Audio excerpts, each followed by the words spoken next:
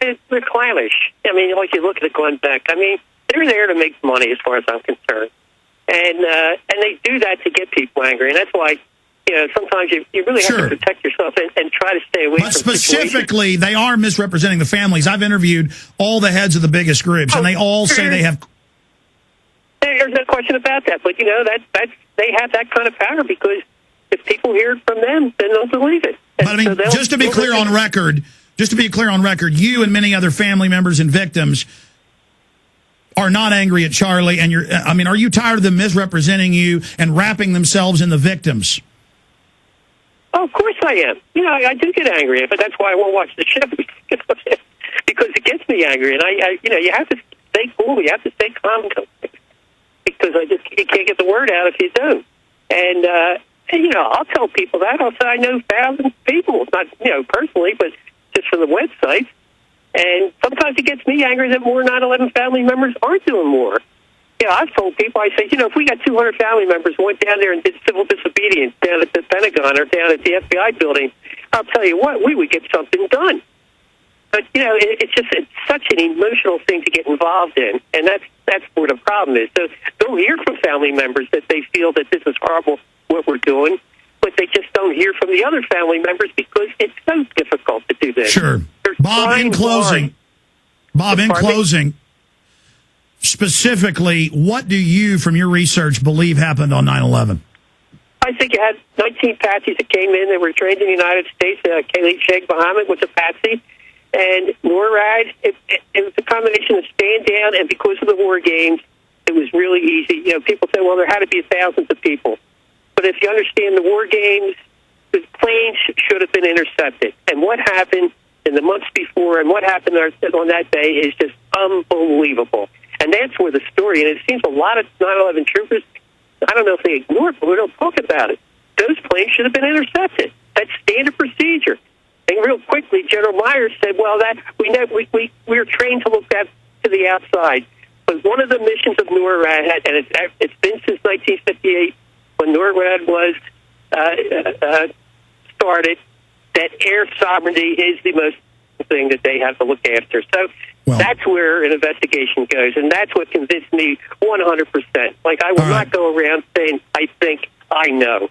All right, Bob, in closing here, we're going to have some final comments from Charlie Sheen. Charlie has talked to you. I've talked to you. You want to go on Larry King Live. You're ready to debate whoever they put up against you, and you do. I mean, but in your own words, you want to go with Charlie and other 9/11 victims and meet with President Obama? Absolutely, Alex. Just tell me where and when. But Bob, you're ready to, you want to go and meet with President Obama? I would meet with anybody. I'll meet with the man on the moon. That's what it took to get the truth out. I'd be willing to meet with anyone. To get the truth out? I'm willing, especially the president. All right, Bob. Let's start at the top, Bob. Let's start at the top. Work our way down. All right, Bob McIlvaine, God bless you. Sorry about your son's loss, but he lives on through your grandson who you're raising. God bless you, sir, on this 8th anniversary. Take care. All right, hey, thank you, Alex. You bet. Thank you, Bob. All right. There he goes. Okay, in the 6-7 minutes we have left with Charlie Sheen. Charlie, your letter, your statements, your video message to the president, a call to arms. You're the general. Millions are listening. Tens of millions will view this later and listen to it later. The call to arms, the call to action. What do you want to see in 9/11 truth, my friend? I want people to start standing up. I want people, first of all, to wake up, those that haven't already, and then sorry, I just got interrupted. and then just know that they have a voice, and that through in en masse, in numbers, they have a bigger voice, and reach out to your local politicians. Get organized. Get petitions going. Make the voice louder. Bring this thing to a point where they cannot ignore it, where it isn't just, a whack job actor from Hollywood talking about fantasy theories. Get involved, people. Get out there. Do something. It's one thing to say, and I really appreciate all the comments and all the support, but take that energy and put it into action. Put it into action and demand the truth. Get on the right side of history with us. Beautifully said. 9/11 was meant by the scientific dictatorship, the controllers, in their own documents. They talk about how they would stage massive terror attacks to get total power. It was meant to be the event to set up a planetary police state. I believe 9/11 is going to end up, and also these premeditated, offensive crimes against humanity, these offensive, preemptive wars. I believe it's going to be their Waterloo, Charlie. I hope you're right, Alex. I hope you're right. I mean, this stuff happens in broad daylight, and that's the arrogance. That's the pathology that we're dealing with here, and we just need to keep asking the hard questions, keep insisting that people don't allow ourselves to be dismissed, just pushed over there. And I think it's like what Aaron Russo said so wonderfully in his final interview in that wonderful documentary that you put together with him. He says, "Don't be afraid to be called stupid. Don't be afraid to be called crazy. Don't be afraid to have a voice. Don't be afraid to stand up and say, wait a minute, people, this doesn't make any sense." And I'm insisting that somebody look at this. Somebody that has the power to make a change needs to look at this. Enough. Well, Charlie Sheen, your courage is an example to all of us. A man who is the highest paid TV actor out there, 5 children, a great life, and takes a lot of risk. And I know this has been good for your soul, as you've said many times to me, food for the soul, but at the same time, very stressful. And if we all lead by your example, we're going to be in a better world, because great tyranny is upon us, and people better get involved. We're being lied to about the banking takeover, the $23.7 trillion. I know you'd also said that the Obama deception, you'd supported Obama, really also helped crystallize that why isn't he calling for a new investigation? What was your take on the Obama deception? I thought it was a masterpiece, Alex. Really, I think it should be mandatory viewing for anybody in this country, especially those who voted for him like myself, and anybody else on the planet that wants the truth about what's really going on.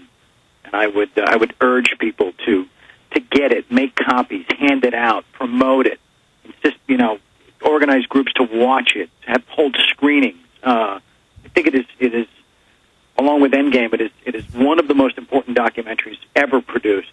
And I tip my hat to you for having the courage to deliver such an important historical piece. And I'm just just proud to know you, man. Hey, I'm proud to call you my friend.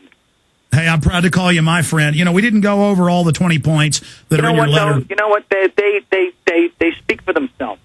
And the mainstream media ain't going over the 20 points either. And what does that say? What does that say, Alex? They won't even talk about them.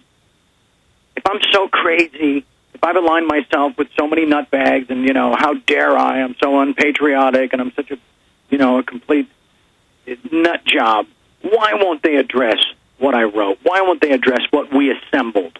Why won't they even look at it or even talk about it? That speaks volumes. That shows their hand.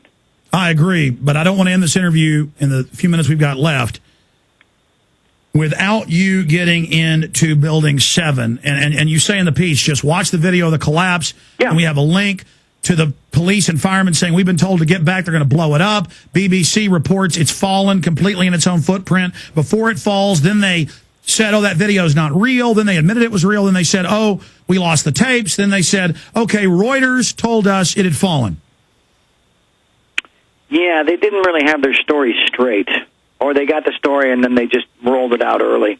I don't know, but the reason that that is the one point, and it's obviously number 7 because it's Building 7, that's pretty obvious. But the reason that I only gave it one line is, if I'm not mistaken, wasn't it reduced to a footnote in the official report? Yeah, so that's, they gave it that much attention, and the attention that we give it in the piece, I think, is really powerful, because it's just like basically saying, Mr. President, just take a look for yourself. You're a really smart guy. You're a really educated man. Just take a look for yourself. You know what? Let's watch it together. And then you tell me, is that the result of from fire? Charlie, I know you've got to go to work and tape 2.5 Men that's going to be airing Monday, so I'm going to just let you go in just a 2 or 3 minutes. Season premiere on the 21st. Couldn't help but put in a plug, Alex. Hey, that's a great show. Guys are fans in here. Thank you. Especially Jaron. He loves it. Also, hey, Alex,